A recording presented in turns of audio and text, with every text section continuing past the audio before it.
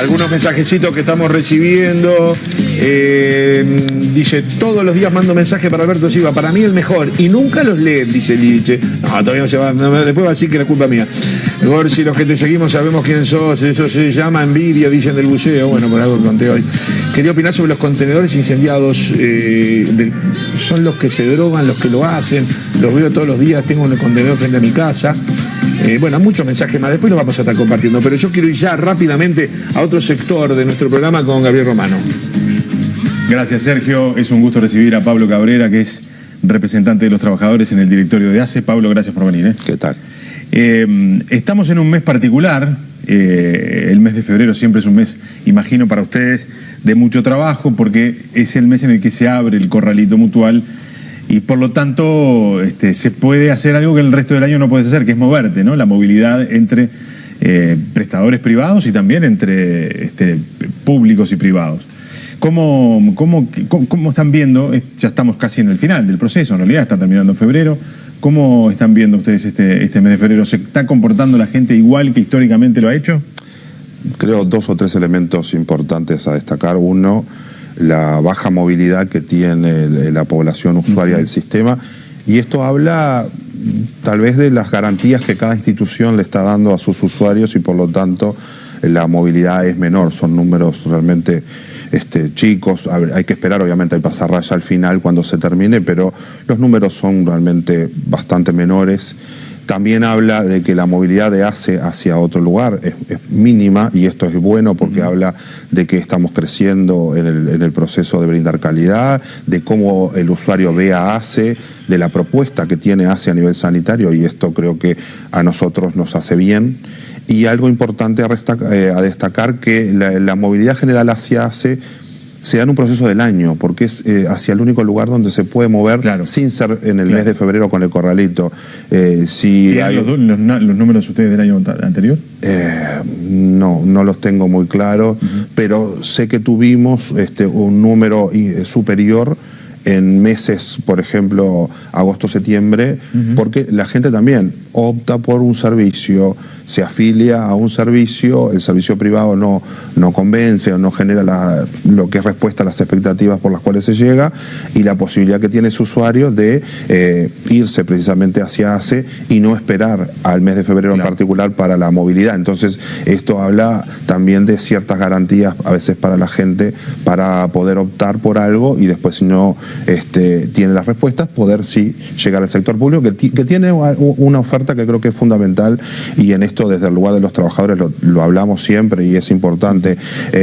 Para a veces los salarios más bajos, pensar en el servicio de ACE también es un tema de costo. Claro. Nosotros no tenemos ningún costo adicional más que el aporte directo, que es del FONASA, descuento del salario del trabajador, y cuando esto lo trasladamos a su familia... Claro, cuando hablamos de todos los copagos que se pagan en el subsistema privado, el sector público no lo tiene, y esto creo que es bueno. Si hablamos de salario a veces de 15, 16 mil pesos, si uno tiene necesidad de utilizar el sistema de salud, no tener que pagar nada más, creo que esto es importante. Sí, lo mismo, por ejemplo, para el sector pasivo, que son los sectores de menos ingresos, exactamente, que tienen una serie de beneficios en ACE que en el sector privado no los tienen. Exactamente. Hay un asunto que se ha venido corrigiendo a través de la propia reglamentación. En los primeros tiempos, cuando se podía ir de una institución a otra, hubo históricamente en el país un negocio que se montaba en torno al pasaje de instituciones, ¿no? Se compraba, digamos, al socio. Esto se reglamentó, esto ya no se puede hacer. De hecho, ni siquiera se puede hacer publicidad para que la gente se cambie de institución en este periodo. Sin embargo, uno observa cómo el volumen de publicidad y de información de las instituciones aumenta notoriamente en los meses previos a que el corralito se va a abrir. Y ese es dinero que sale del sistema, ¿no? No es dinero que sale de las empresas.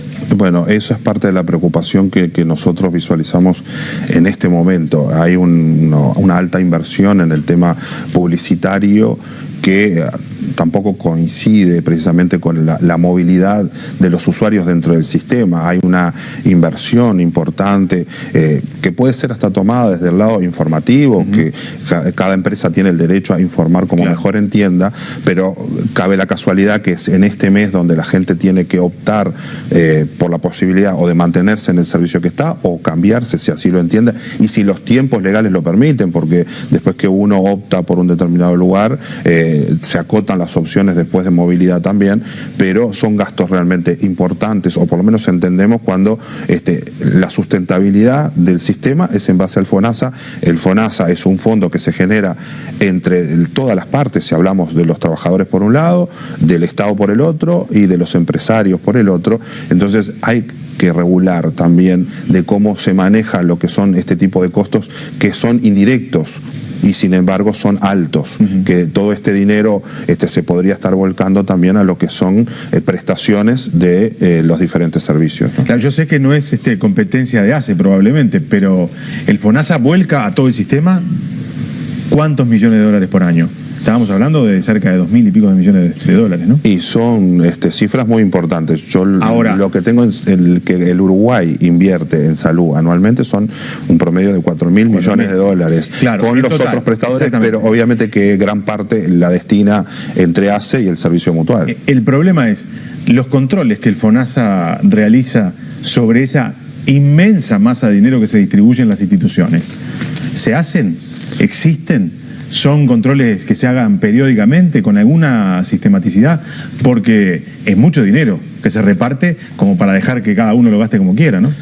El verdadero contralor es precisamente de parte del Ministerio de Salud Pública, porque es el que genera las metas, que son fundamentales a la hora de construir hasta los ingresos que cada institución tiene, tanto la pública como la privada, y entonces esto es bien importante de seguir, y de hecho se sigue porque justamente cada institución al cumplir sus metas quiere también de que se le abone de acuerdo a lo que hace. Por lo tanto, esto es un ida y vuelta de información donde el eje central es el Ministerio de Salud Pública y es el verdadero contralor de que se avance o no en lo que son las prestaciones. ¿Hace esa auditada con regularidad? También, porque en esto para nosotros es fundamental y de hecho se ha estado trabajando en estos primeros 2 meses del año con las diferentes unidades ejecutoras, haciéndole los planteos de dónde están los objetivos fundamentales planteados, que fueron discutidos en forma primaria con el Ministerio de Salud Pública, de dónde se entiende que hay el abordaje hacia temas que hoy son muy importantes, como es el abordaje de la hipertensión, el abordaje hacia las embarazadas, la captación del embarazo y de lo que hacen a los niños, porque obviamente que es el futuro y es lo que el Ministerio de Salud Pública también tomó como un aspecto central, mirar en las poblaciones vulnerables y en las poblaciones que nosotros obviamente esperamos que a futuro tengamos buenos resultados sanitarios. ¿Es razonable, Pablo, y este es un problema que se da en todo el subsistema, pero vos representás al subsistema público, tengo que ir por ahí, los tiempos de espera que todavía siguen siendo extremadamente largos en algunos casos, en algunas especialidades mucho más aún? Digo porque si uno observa digamos, hace un ranking de los reclamos de la gente, por ahí pasa alguno de los problemas principales que tiene el sistema todo y también el sistema público. Los tiempos de espera para los especialistas, los tiempos de espera para una intervención. Yo escuchaba ayer algunos datos que daba el ministro, claro, ha aumentado tanto el volumen, por ejemplo, de intervenciones quirúrgicas que se hacen en ACE con respecto a años anteriores, que uno puede entender que haya distorsiones. Ahora, por momentos son meses. Sí, tiene una alta complejidad la situación a resolver justamente, y tiene que ver con una mirada país. Primero, tenemos en realidad todos los especialistas que realmente el sistema necesita. Hoy cada institución tiene la capacidad para poder resolver desde los recursos humanos esta necesidad. Yo creo que todavía tenemos que seguir avanzando, y si lo miramos en el interior todavía es más sensible la situación, porque muchos profesionales ni siquiera se les es atractivo ir a trabajar al interior o al interior profundo, y por esto también existen estos problemas de la demanda insatisfecha, porque no se tienen los profesionales para poder responder. El país va a tener que seguir trabajando fuertemente en lo que es la mirada de la prevención y la educación, porque muchas veces nosotros no estamos preparados para poder bien usar el sistema de salud. Y muchas veces las demandas que tiene la gente es por no haber comprendido cómo es el buen uso del sistema y de cómo nos tenemos que cuidar, de cómo la educación es un rol central en la transformación y de cuánto realmente las personas pueden hacer por sí sin tener que demandar precisamente del sistema de salud desde el área asistencial. Sí, la gran demanda que debe existir y que esperamos exista cada vez más de cuánto podemos hacer para prevenir, qué herramientas nos da el sistema de salud para tener precisamente esa mirada de prevención y no de tener que atacar después. Te pongo el ejemplo tal vez de los más claros. Si la gente realmente en los tiempos de verano, ya que estamos en verano, usara los protectores, usara lentes de sol, no estuviera la exposición de los rayos en los horarios que no están indicados, cuánto menos habría de necesidad de utilizar el sistema de salud y en particular, por ejemplo, los dermatólogos que hoy tienen una sobredemanda porque es un problema serio y que el cáncer de piel es lo último, pero todo lo anterior también merece diagnóstico, seguimiento. Tenemos una alta incidencia igual, específicamente de esa patología, ¿no? Y tiene que ver también con las conductas. Si uno tuviera conductas preventivas y realmente uno estuviera proclive a tener conductas que realmente cuiden la salud, muchos de estos temas de las esperas, por ir específicamente al tema, también se reducirían. Entonces son muchas facetas de un mismo problema y que hay que atacarlas desde muchos lados. El Ministerio de Salud Pública, los efectores de salud, pero también la comunidad y desde el plano de una reforma cultural que creo que también es importante. Vamos a ir a la mesa, creo que hay algún compañero que tiene alguna pregunta para hacer. Cabrera, yo sé que en la salud pública como en la privada hay sueldos y sueldos, y hay inequidades y hay derechos adquiridos, conozco toda esa historia. Y sé que en alguna medida la actividad privada marca algunos salarios y que si no fueran altos en la pública serían... Todo eso ya lo conozco. Pero en la actividad pública no tendría que haber algo que tendiera un puente para un poco más de equidad. En un bloque quirúrgico está muy bien que un cirujano, por su formación, por su estudio, tenga una buena remuneración. Está muy bien. Pero la empleada que entra y higieniza ese bloque quirúrgico para que salga bien la operación, también merece un sueldo no igual, ni siquiera parecido, pero no tan distante uno con otro. ¿Por qué le digo esto? El otro día, viendo los medios, un anestesista que genera un robo en salud pública, es decir, nos roba a todos, estaba cobrando 400.000 pesos. ¿Puede cobrar en la actividad pública un anestesista 400.000 pesos y le podemos pagar 20.000 a la funcionaria que hace una tarea que complementa la de esta persona? ¿No hay manera de poner un poquito más de equidad? Porque si ese hombre cobraba 400.000, ¿cuánto cobra el cirujano? 800.000, 900.000. ¿Está bien eso? ¿No se puede cambiar? O al menos tender a cambiarlo, a mejorarlo. Yo creo que pasan los años y estas inequidades, lejos de aproximarse, se van como separando. Dos cosas bien importantes y tal vez recordará, en más de una oportunidad invitado también en el programa desde el lugar del sindicato y hablando como representante sindical. Estas cosas las planteábamos porque obviamente que las inequidades salariales son un tema muy sensible. Creo que hay que avanzar fuertemente a mejorar los salarios de los trabajadores en general.